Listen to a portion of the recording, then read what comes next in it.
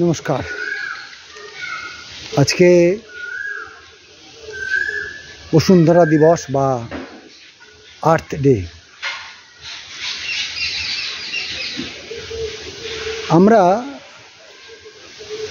যেমন আমার মাকে মা বলি, তেমনি ধরিত্রীকেও আমরা মা বলি। কিন্তু যখনই আমাদের মধ্যে এই ধরিত্রী নিয়ে বা এই বিষয়টা যখন কমার্শিয়ালাইজেশন হয়, তখন আমাদের চিন্তাভাবনাটা পাল্টে যায়।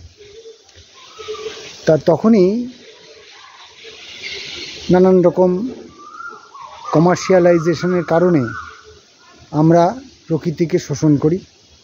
আর এই শোষণ করার কারণে প্রকৃতির যে ব্যালেন্স নষ্ট হয়, আর যার ফলে আমরা দেখেছি যে জল, জীবন, জন্তু জানোয়ার এই সমস্ত কিছুই বিপন্ন হয়।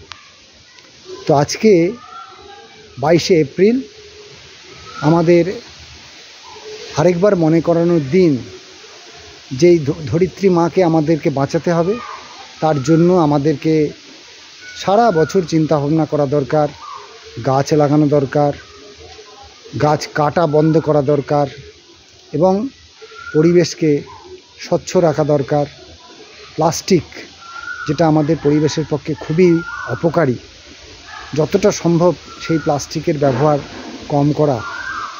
ইলেকট্রিক, যেটা আমাদের পরিবেশের পক্ষে বায়ু দূষণ বা আমাদের গ্লোবাল ওয়ার্মিংয়ের জন্য